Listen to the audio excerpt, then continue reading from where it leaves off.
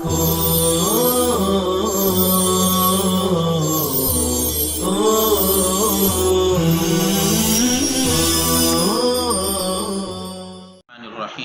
الحمد للہ رب العالمین والصلاة والسلام علی سید الانبیاء والمرسلین محمد وعلی آلہ واصحابہ اجمعین اما بعد۔ عزیز طلبہ کرام، تنازع فعلین کا سبق ہم مکمل کر چکے ہیں۔ اب نائب فاعل کا سبق آج ہم انشاءاللہ تعالی پڑھیں گے۔ عبارت دیکھیے، فصل مفعول ما لم يسم فاعله وهو كل مفعول حذف فاعله وأقيم هو مقامه نحو ضرب زيد، وحكمه في توحيد فعله وتثنيته وجمعه وتذكيره وتانيثه على قياس ما عرفت في الفاعل، وهو كل مفعول مفعول ما لم يسمى فاعله، اور ایسا مفعول ہے حذف فاعله جس کے فاعل کو حذف کر دیا گیا، وأقيم هو مقامه، اور مفعول کو اس کے قائم مقام بنا دیا گیا ہو، اس کے قائم مقام کر دیا گیا ہو۔ نحو ضرب زید، وحکمہ فی توحید فعلہ وتثنیتہ وجمعہ، اور اس کا حکم اس کے فعل کے واحد، تثنیہ، جمع، مذکر اور مؤنث لانے میں اسی قاعدے کے مطابق ہے، علی ما عرفت فی الفاعل، جو آپ فاعل میں جان چکے ہیں۔ مفعول ما لم یسمى فاعلہ، مفعول ما لم یسمى فاعلہ یعنی ایسا مفعول جس کے فاعل کا نام معلوم نہ ہو۔ تو سب سے پہلے تو آپ یہ جان لو کہ یہاں مفعول ما لم یسمى لم یذکر کے معنی میں ہے، لم یسمى لم یذکر کے معنی میں ہے، یعنی جس کے فاعل کو ذکر نہ کیا گیا ہو۔ اس لیے کہ فاعل کا نام تو معلوم ہوتا ہے، بعض مرتبہ فاعل کا نام معلوم ہوتا ہے لیکن اس کو پھر بھی حذف کر دیا جاتا ہے، اس کے بجائے مفعول کو رکھ دیا جاتا ہے۔ تو لم یسمى لم یذکر کے معنی میں ہے، تو ایسا مفعول جس کے فاعل کا ذکر نہ کیا جائے۔ وہ کل مفعول، وہ ہر ایسا مفعول ہے، مفعول ما لم یسمى فاعلہ، وہ ہر ایسا مفعول ہے۔ تو سب سے پہلے تو یہ جان لیجئے کہ یہ جو مفعول ما لم یسمى فاعلہ ہوتا ہے یہ اصل میں مفعول ہوتا ہے، حذف فاعلہ، اس کے فاعل کو حذف کر دیا گیا، یعنی اس کے فاعل کو حذف کر دیا جائے، جو اصل فاعل ہے اس کو حذف کر دیا جائے اور اس کی جگہ پر مفعول کو رکھ دیا جائے، تو اسی کا نام ہے مفعول ما لم یسمى فاعلہ۔ تو وہ کل مفعول، مفعول ہوتا ہے نائب فاعل، دوسرا نام مفعول ما لم یسمى فاعلہ کا نائب فاعل ہے۔ تو جو نائب فاعل ہوتا ہے وہ اصلاً مفعول ہوتا ہے، حذف فاعلہ، فاعل کو حذف کر کے مفعول کو اس کے قائم مقام کر دیا جاتا ہے۔ نحو جیسے ضرب زید، زید مارا گیا، زید مارا گیا۔ تو اب یہ ضرب فعل ہے اور زید اس کا مفعول ہے، نائب فاعل ہے، مفعول ما لم یسمى فاعلہ ہے۔ تو ضرب زید میں ضرب فعل مجہول ہے اور زید نائب فاعل ہے، مفعول ما لم یسمى فاعلہ ہے۔ تو ایک بات تو آپ یہ یاد رکھیں کہ جو نائب فاعل یا مفعول ما لم یسمى فاعلہ ہوتا ہے وہ فعل مجہول کا ہوتا ہے، اور ضرب فعل مجہول ہے، اب پڑھ چکے ہیں، ضرب فعل معروف اور ضرب فعل مجہول۔ اور فعل کا معروف یا مجہول ہونا باعتبار فاعل کے ہوتا ہے، یہ آپ ذہن نشی کر لیجئے کہ فعل معروف یا مجہول نہیں ہوتا، فعل معروف یا مجہول نہیں ہوتا، فعل کو معروف یا مجہول فاعل کے اعتبار سے کہتے ہیں۔ جیسے یہاں زید، چونکہ فاعل اس کا معلوم نہیں ہے یا معلوم ہے تو مذکور نہیں ہے، اس لیے اس کو فعل مجہول کہا جائے گا۔ ضرب زید میں ضرب فعل مجہول ہے، زید اس کا نائب فاعل ہے، فعل فاعل مل کر جملہ فعلیہ خبریہ ہوگا۔ تو وَهُوَ كُلُّ مَفْعُولٍ حُذِفَ فَاعِلُهُ وَأُقِيمَهُ وَمَقَامَهُ، یہاں تک مفعول ما لم يسمى فاعلہ کی تعریف ہے، اور نحو ضرب زید یہ مفعول ما لم يسمى فاعلہ کی مثال ہے۔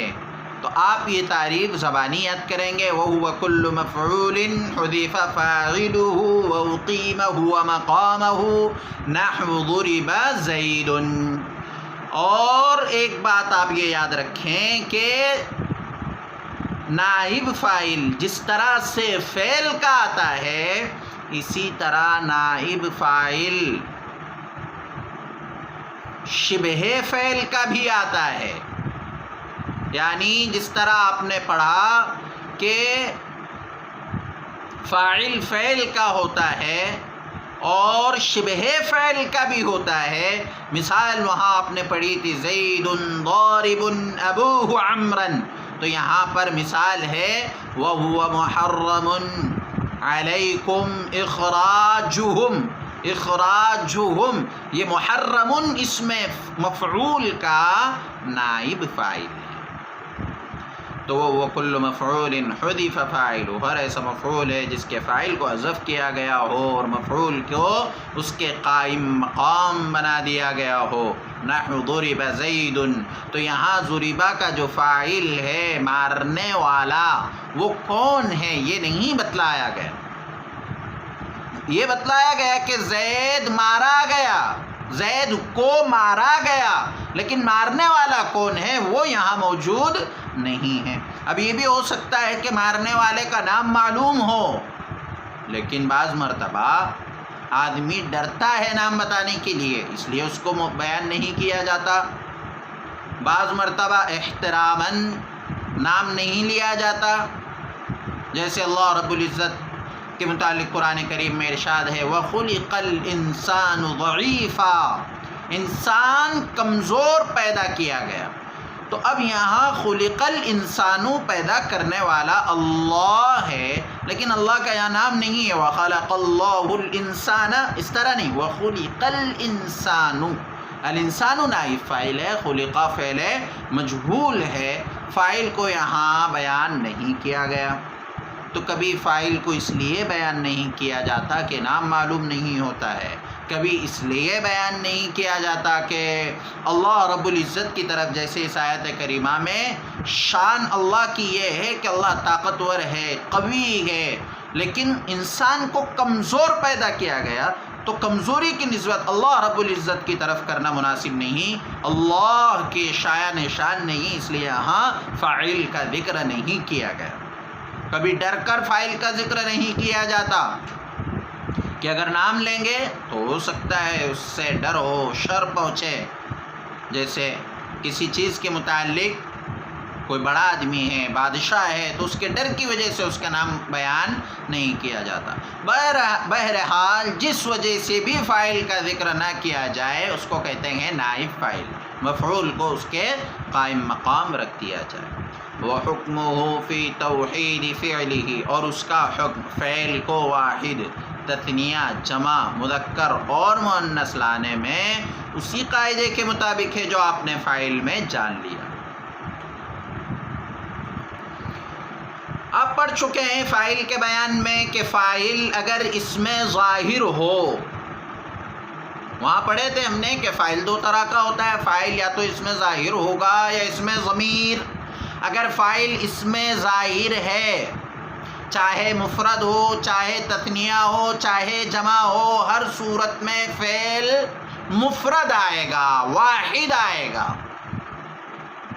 وَإِنْ كَانَ الْفَاعِلُ مُظْهَرًا، اگر فاعل اس میں ظاہر ہو، اُحِّدَ الْفِعْلُ أَبَدًا، تو فعل ہمیشہ واحد آئے گا۔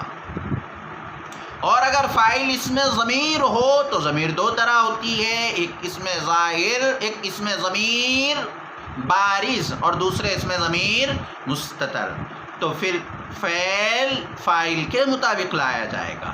فاعل واحد کے لیے فعل واحد آئے گا، فاعل تثنیہ کے لیے فعل تثنیہ آئے گا، فاعل جمع کے لیے فعل جمع آئے گا۔ تو وحکمہ فی توحید فعلہ و تثنیتہ و جمعہ، اور اس کا حکم فعل کو واحد تثنیہ جمع لانے میں وہی ہے جو فاعل کا ہے۔ اسی لیے بعض لوگوں نے نائب فاعل کو بھی فاعل ہی کا نام دیا ہے، لیکن یہ ایک مفعول ہے، اس لیے اس کو مفعول ما لم یسمى فاعلہ یا نائب فاعل کہتے ہیں۔ و تذکیرہ و تانیث، اور تذکیر و تانیث میں بھی وہی قاعدہ ہے جو فاعل کا قاعدہ تھا۔ فاعل کا کیا قاعدہ ہے تذکیر و تانیث میں؟ اگر فعل فاعل کے درمیان فصل ہو اور فاعل مؤنث حقیقی ہو تو پھر فعل کو مذکر بھی لا سکتے ہیں، مؤنث بھی لا سکتے ہیں۔ فاعل جمع مکسر ہو تو فعل کو مذکر بھی لا سکتے ہیں، مؤنث بھی لا سکتے ہیں۔ اور اگر فاعل مذکر ہے، فعل فاعل کے درمیان کوئی فصل نہیں ہے، تو باہر دو صورت فصل ہو یا نہ ہو، فاعل اگر مذکر ہے تو فعل مذکر لایا جائے گا۔ یہ تمام قواعد وہی ہے جو ہم نے فاعل کے سبق میں پڑھ چکے ہیں۔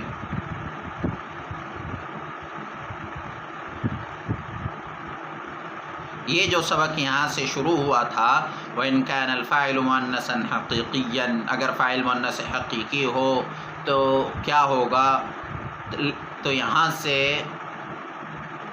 یہاں تک وجمع التکسیر کالمؤنث الغیر الحقیقی، یہاں تک کہ آپ سبق کا تکرار کر لیں گے کہ فاعل اگر مؤنث حقیقی ہے، مؤنث غیر حقیقی ہے، مذکر ہے، جمع مکسر ہے، جمع مذکر سالم ہے، تو کیا قواعد ہیں وہ سب آپ تکرار کریں گے، دہرا لیں گے، تاکہ نائب فاعل کا سبق آپ کو سمجھنے میں آسانی ہو۔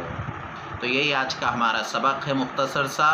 آپ سے آج کے سبق کے صرف 2 سوال ہے۔ پہلا سوال یہ ہے کہ مفعول ما لم یسمى فاعلہ کسے کہتے ہیں، تعریف کیجیے۔ اور دوسرا سوال یہ ہے کہ نائب فاعل کے فعل کو مفرد، تثنیہ، جمع، مذکر اور مؤنث لانے کے کیا قاعدے ہیں؟ اللہ تعالی صحیح سمجھ عطا فرمائے۔ السلام علیکم ورحمۃ اللہ وبرکاتہ۔